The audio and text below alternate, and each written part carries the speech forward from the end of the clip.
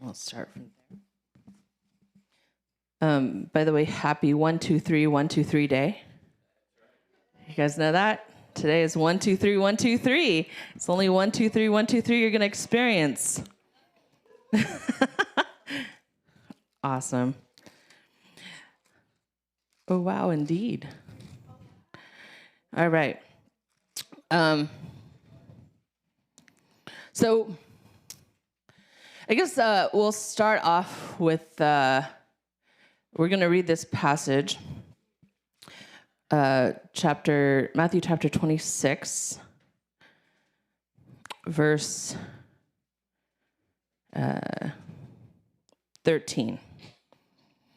It says, "Truly I say to you, wherever this gospel is proclaimed in the whole world, what she has done will also be told in memory of her." So being 123 day, last day of the year, looking back, I'm sure all of us are kind of like, woo, what a year. Has there ever been a year like this year? I mean, I'm pretty sure the world looks different across the board from January 1st to comparison to this day. It's like a whole new world, right? But I was looking back and I was like, remembering that this year actually started with the Asbury revival. I know, right? Peer back past the darkness, the very beginning of the year, we actually started off with the Asbury revival. One of the greatest revivals we've seen in Christendom in our time, right? In America, at least, right? Where people all over the United States went to Kentucky, even across the nations. I saw people from Germany and Singapore there, not because of a man or a teaching, but they simply came to be in the presence of the Lord. It was as if the Lord started off this year and said, hey guys, you as my bride are in need of a remembrance that it's about my presence. Like whatever you're about to go through, like my presence, root yourself, orient yourself. And that this is the place of safety for you in the days to come. This is the ark, you know? And what a mercy of the Lord to do that. How many of you guys went to Asbury? Did any of you guys go? Oh, okay. All right. Some of you guys got to go. Awesome. And it was the most peculiar thing that I was there for a few days, and the worship team was lacking. You know? Like it wasn't about the music. You didn't know a single name on but when you walked into the presence of God, you could feel it. It was just so like, it was church, but church intensified in that presence of the Lord. And I was like, man, at any moment, God can change things. At any moment, he can do things. At any moment, he can bring in the deepest things in your heart and deal with it. Like it is in God's hands and in his presence where these things happen. And as we look ahead, even in 2024, I was actually thinking about this because I knew I was going to preach the sermon right before 2024. I was like, how do I preach a happy message? Like, you know, like looking into 2024, I'm pretty sure like everyone, I mean, I could be like, it's going to be great, guys. And I feel like that would be kind of a false, like, you know, like I think in the Old Testament, they actually used to say that people were false prophets if they said peace, peace, when there is no peace. And as we look across the world, you don't even have to be a prophet to be like, well, the chessboards are not set up for greatness in 2024, you know? But like at the same time, comforted by just the grace of the Lord, even in the beginning of this year, to root us and anchor us in his presence, regardless of what comes, he does not change. Like that even if the world were to shake, that we Christians are privileged, honored, just such a benefit of following the Lord is that we have the shadow of his wings. And he does not change, though everything, even in the world and government may, and in our own lives. So I wanted to actually talk a little bit about the memory of Mary today. And I came back to that because I felt like that just really gave me grace as I look ahead, look behind, reflecting, and look ahead in the days to come. Because Mary, more than anyone, is the poster child of being anchored at Jesus' feet in all seasons. We've been studying the life of David, and I'm taking a pause to kind of reflect on Mary, because Mary and David had a lot of similarities, but I felt like just wanting to kind of encourage each other really today, to take on the heart as we look into 2024 to be like Mary. Okay, so can you go to the next slide?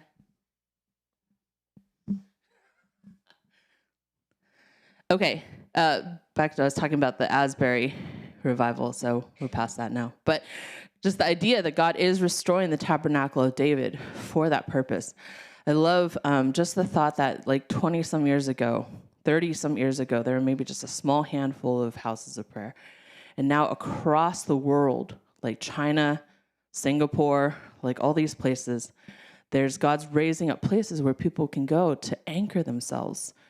And like beyond even just learning to practice the presence of the Lord. So why Mary? I wanted to kind of start off with that question, like why Mary? Because if you think about it, it's kind of interesting. Jesus had a lot of buddies that everyone would say is really close, right? Peter, James, John. John lead on his chest, but not them, but it was said of Mary. Like he didn't say these things about Peter, James, and John. He said something monumentally huge about Mary. He said that wherever this gospel is proclaimed, wherever I'm talked about, it's not Peter that you'll hear, I guarantee. Like you might hear about John, but you'll definitely hear about Mary. Like what an honor to be knit to the gospel like that. What was it that Jesus saw in Mary that moved his heart so deeply that he said, you know what, Mary, wherever my name is in any country in the world, wherever it's preached, you're going to be mentioned right there with me. Like that's a huge honor, right? So why? Why is that? Well, there's a couple things that come to mind. The first, if you go to the next slide, the obvious first one that comes to our minds is Mary was at Jesus' feet. So let's actually turn to that. Luke 10. You guys will go to that passage.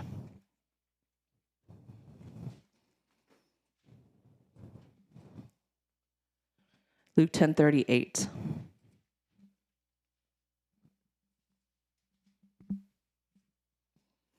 It says, now as they went on their way, Jesus entered a village, and a woman named Martha welcomed into her home. And she had a sister called Mary who sat at the Lord's feet and listened to his teaching.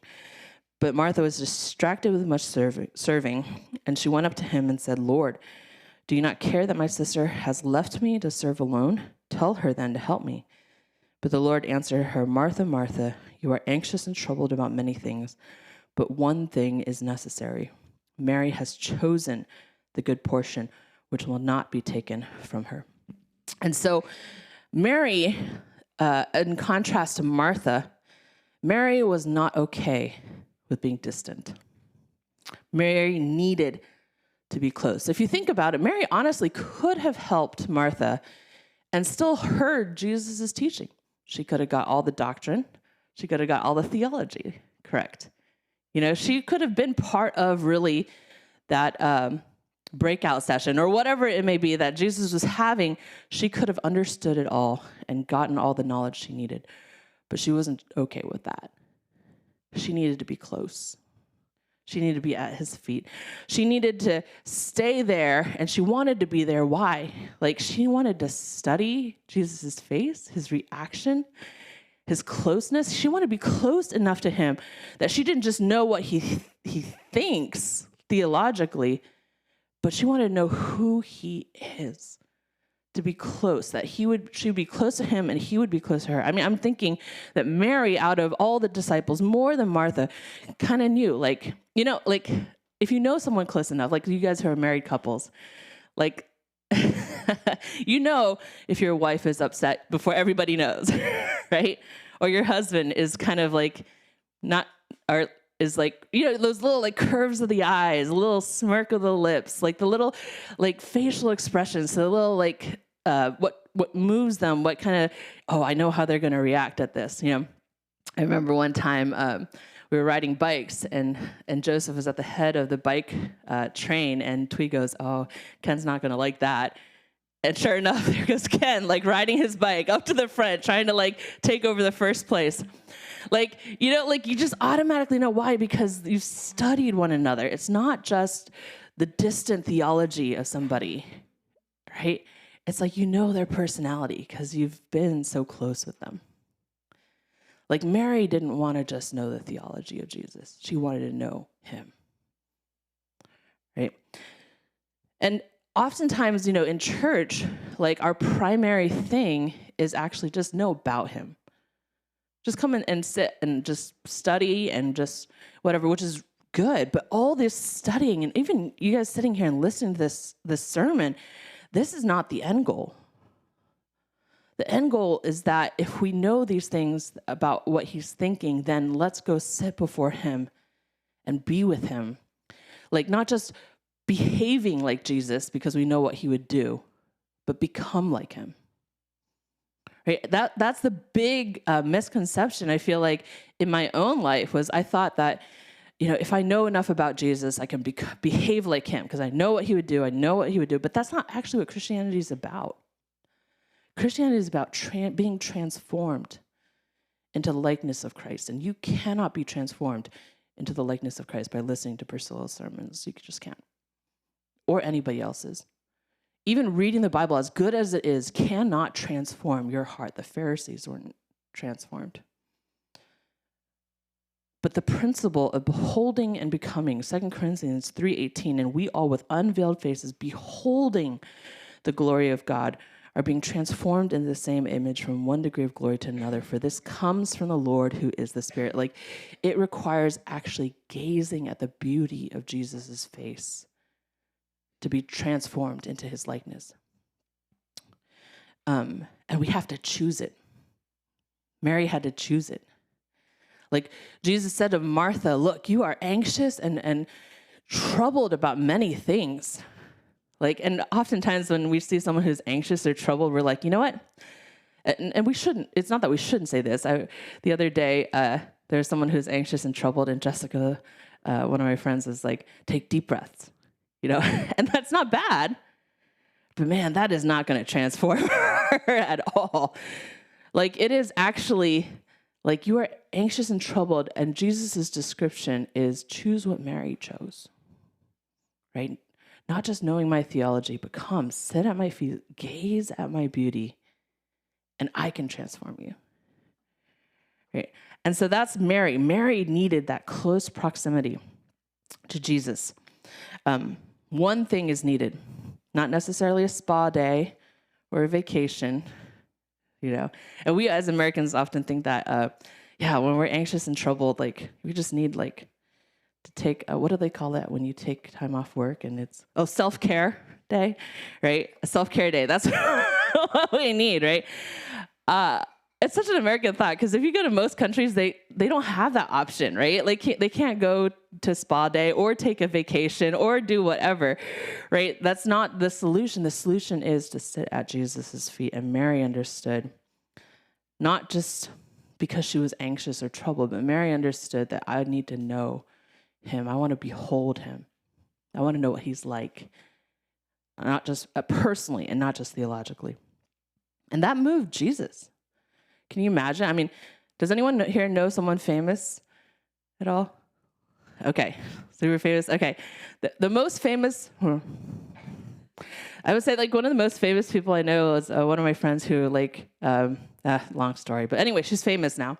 And she wasn't back then. And I noticed when she became famous, she kept trying to contact me and a bunch of people from her past. And it was almost like the more famous she got, the more she tried to reach out to us. And I was like, what is going on? And I realized it's because everyone she felt like was trying to get something from her or elevate themselves around her. And the only people she felt like that actually really wanted to know her was when she was not famous, right? And it moves Jesus' heart about Mary because I want us to understand how precious it is when Jesus finds friends who just want to know him. Not necessarily get something from him. Not that he won't give it, but Like that the primary drive is like, Mary, like, I got to be close. Like, I got to gaze at your beauty. I just want to be close to you because I like you. Right? So that was Mary at Jesus' feet beholding. Another thing about Mary that moved Jesus' heart. Go to the next one. Mary was at Jesus' feet mourning. This is like the theme of Mary. You find Mary always at Jesus' feet. Like Mary kind of lived there. It was in seasons of high and in seasons of low. Like Mary, you find her at Jesus' feet. And I want to say that too. Like, you know, that story of that, the women with oil, the virgins with oil and without oil, like you just can't accrue it right away, right? And the same idea, like if you're not sitting at Jesus' feet on a regular basis, when things get hard, you're not going to run to his feet, right? It's the lifestyle of coming and being at Jesus' feet ultimately is a lifestyle before the trial, then you can do it during the trial as well. And so Mary was at Jesus' feet mourning. Let's turn to that. John 11, go back. John 11:20, let's turn to that.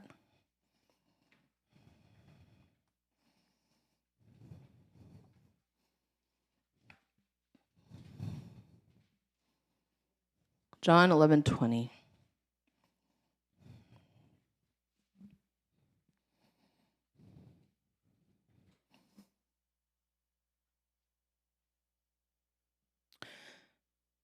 So when Martha heard that Jesus was coming, she went and met him, but Mary remained seated in the house. Martha said to Jesus, Lord, if you had been there, my brother would not have died, but even now I know that whatever you ask from God, God will give you. Jesus said to her, your brother will rise again. Martha said to him, I know that he will rise again in the resurrection on that last day. Jesus said to her, I am the resurrection and the life. Whoever believes in me, though he die, yet shall he live. And everyone who lives and believes in me shall never die. Do you believe this? She said to him, yes, Lord. I believe that you are the Christ, the Son of God, who is coming into the world. When she had said this, she went and called her sister Mary, saying in private, the teacher is here and is calling for you. And when she heard it, she rose quickly and went to him. Now Jesus had not yet come into the village, but was still in the place where Martha had met him. When the Jews who were with her in the house, consoling her, saw Mary rise quickly and go out, they followed her, supposing she was going to the tomb to weep there. Now Mary came to where Jesus was and saw him. She fell at his feet. There it is, that place that she's familiar with. She fell at his feet, saying to him, Lord, if you had been there, my brother would not have died. When Jesus saw her weeping, and the Jews had come with her also weeping, he was deeply moved in his spirit and greatly troubled, and he said, where have you laid him? They said to him, Lord, come and see. Jesus wept. I want to kind of point out, that Mary, it's so interesting. She ran to where she was familiar with before her brother died. It was Jesus' feet. And it's interesting because Jesus' reaction to these two sisters is so different. You know, when he approaches Martha, when Martha comes, Martha actually has a real, honest, she's correct, right? Martha comes to Jesus and says, look, theology-wise, if you had been here, my brother wouldn't have died. Those kind of Jesus talks about the resurrection to her. They come together and they have a good Bible study. They have a good theological and absolutely correct discussion, right? But when Jesus sees Mary, Mary is pretty much saying the same thing that Martha has said. But Jesus' reaction is that he weeps with Mary. I was thinking about that with Jesus, when I am suffering or in trial or I don't know, I just want that kind of relationship with Jesus where it's not like Jesus is let's discuss the theology again. But I want that relationship with Jesus where he moves my heart and I weep, or like he may see me suffering and like he weeps, right? I remember when my dad was passing, like man, I try not to, not okay, back together. But when my dad was passing, like I remember sitting in the prayer room and like, there was so much theology. Like I was like arguing, like, so, we should do it this way. Like Jesus, you should do it this way. And I remember the most comforting thing to me sitting in the prayer room was that I could feel Jesus weeping with me. There's something about that kind of friendship. Like when you know someone, or they know you close enough that your suffering becomes their suffering. Oh, thank you. Like, I want that kind of relationship with Jesus. And like, as a community, I want that kind of relationship that Jesus would look at the people in the prayer room and like, it wouldn't just be like, well, you know what, you should think this way and you should think this way. And you know what, like correct this little error and like that error. Like, it's not that, it's the friendship of emotions where we love each other so much that our joy becomes his joy becomes our joy. And we sit before him so much that his sorrow becomes our sorrows. And we weep with him, Like, even when it came to Israel, like, when we had this past war, like, the tragedies, like, of October 7th, horrific tragedies. But I think one of the invitations of that time period is actually to come before Jesus. And like, when you see how much he weeps over his chosen people, the apple of his eye, to be able to sit with Jesus, like through his sorrow over things, like that, like more than just being like, oh, humanity, you disappointed me again, like let's be angry that people are sinful. Yes, they're sinful. Like, but instead to weep because our Savior, like his people, his family, the apple of his eye, the covenant of his heart, are suffering, and to sit with Jesus and say, God, like, are you doing okay? Like, it's not like a silly question. Like, are you okay? Can I sit with you a bit? Like, could you use a friend, Jesus, at this time? Like, and that's weird to us because we don't realize that Jesus desires it, but he actually does. His eyes search to and fro for friends. Like, I feel like that's the most interesting, but also one of the passages that kind of makes me sad because it's that the eyes of our beautiful, like, extravagant God who gave us the breath we breathe to everything that we have, like, he daily searches for friends. Like, somebody to sit with him, somebody to laugh with him, someone to cry with him who actually cares about him. Like, that's the invitation of the Lord. And that's the reaction of Jesus to Mary versus Martha, is that Jesus weeps with Mary because Mary was his friend, And that's like something I want to challenge myself and our community with is, who knows what 2024 is like going to do, like, like maybe it'll be great.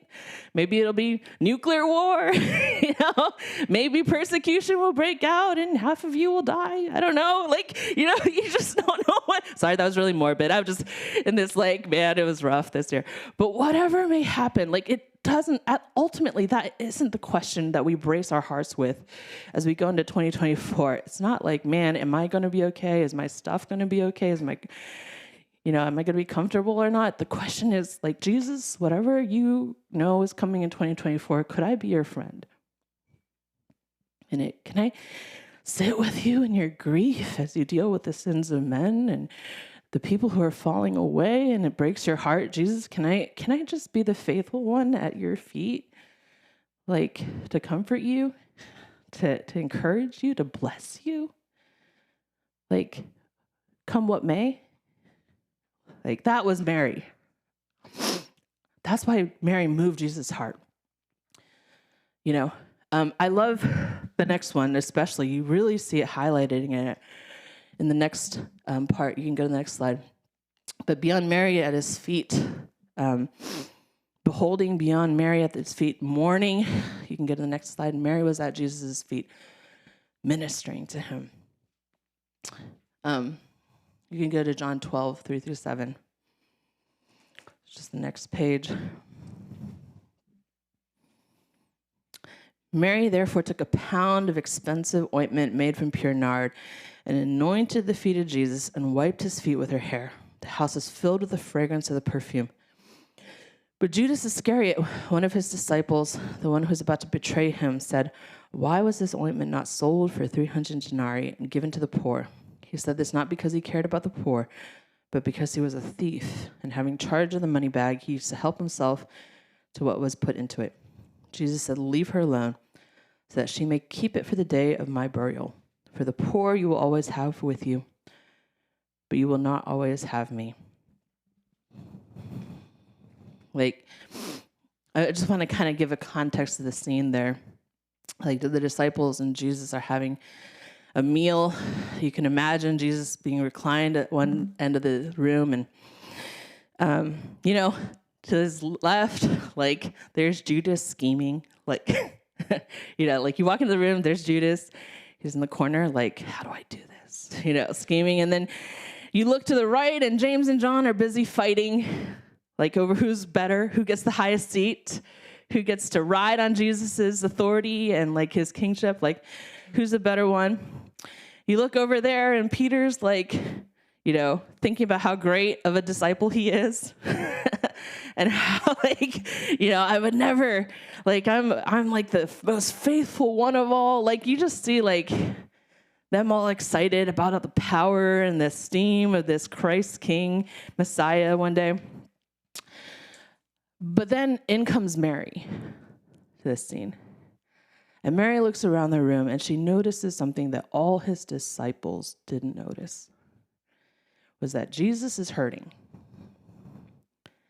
Like, he's about to go to the cross, and she can sense something about him. Like, he told his disciples, he told them many times.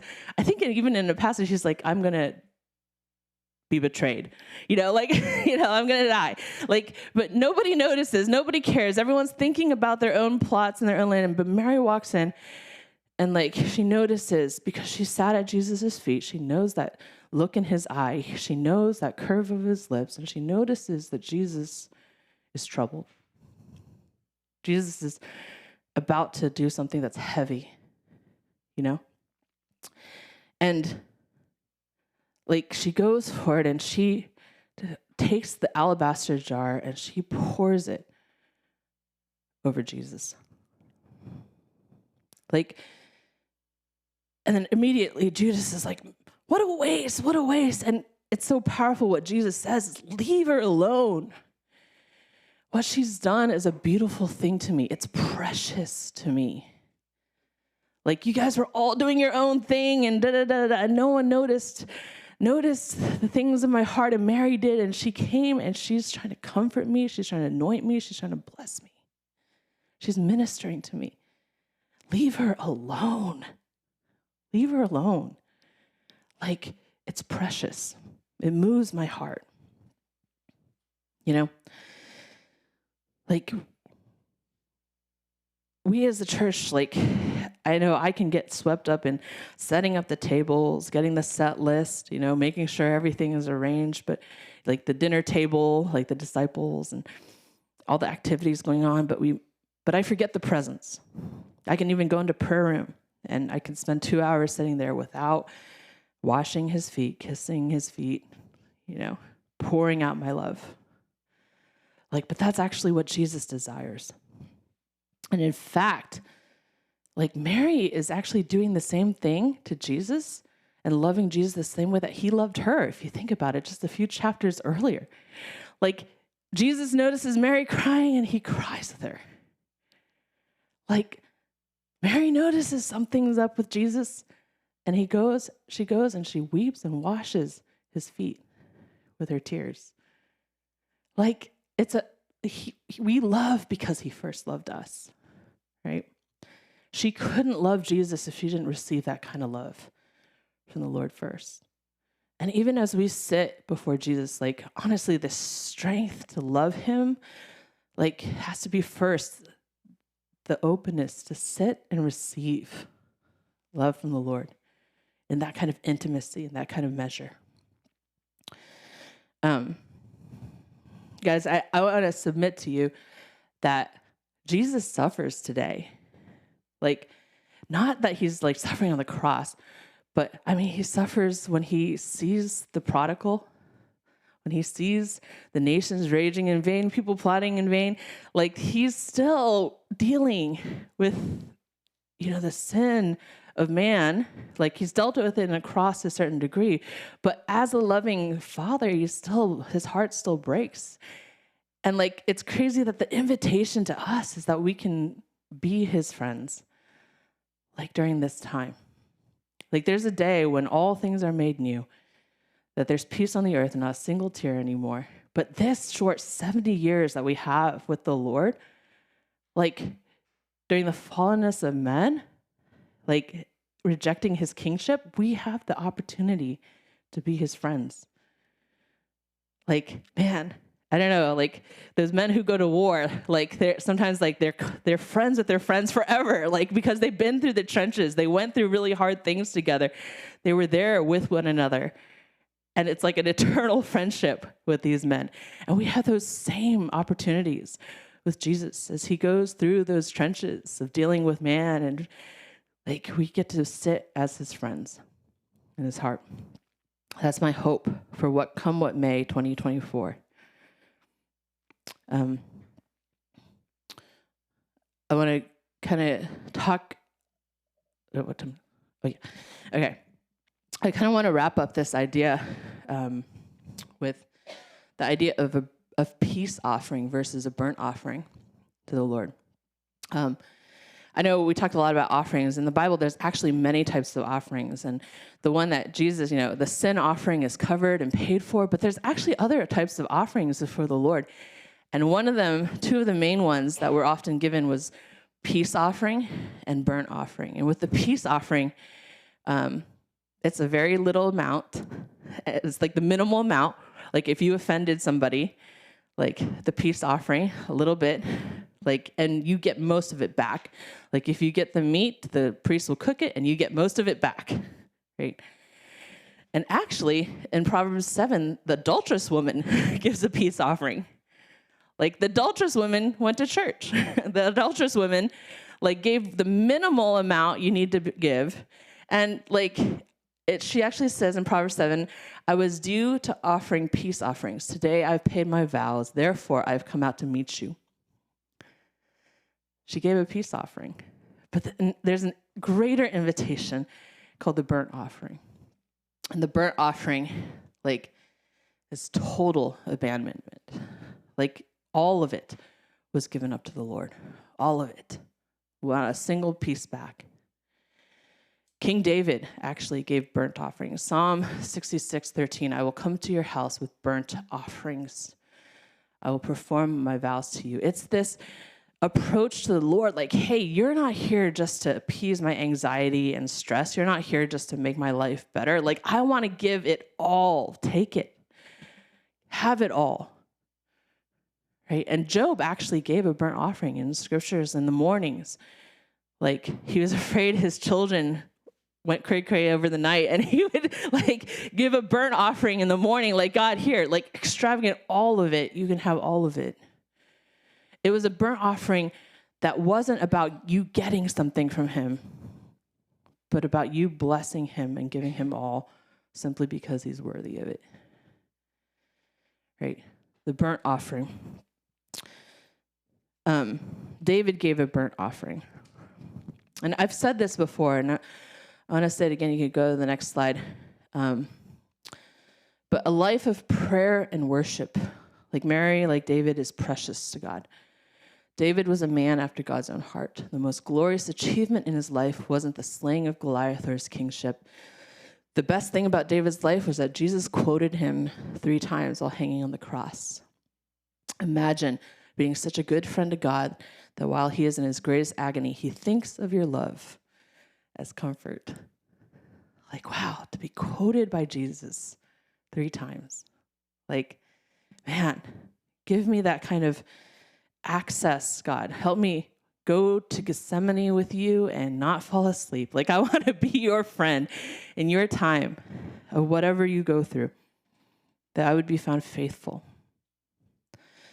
In the next slide. Like, in fact, once you start to see it, that the great men and women of God, like, they actually were driven by the presence of the Lord. Like, you can't unsee it.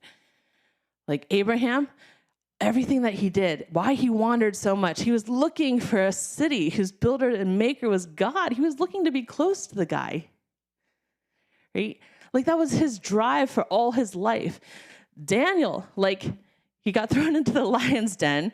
His drive wasn't like, I want to be the greatest, like, number 2 in Babylon. Like, his drive was morning, noon, and night, praying and ministering before the Lord, and he would not stop because that was his primary drive.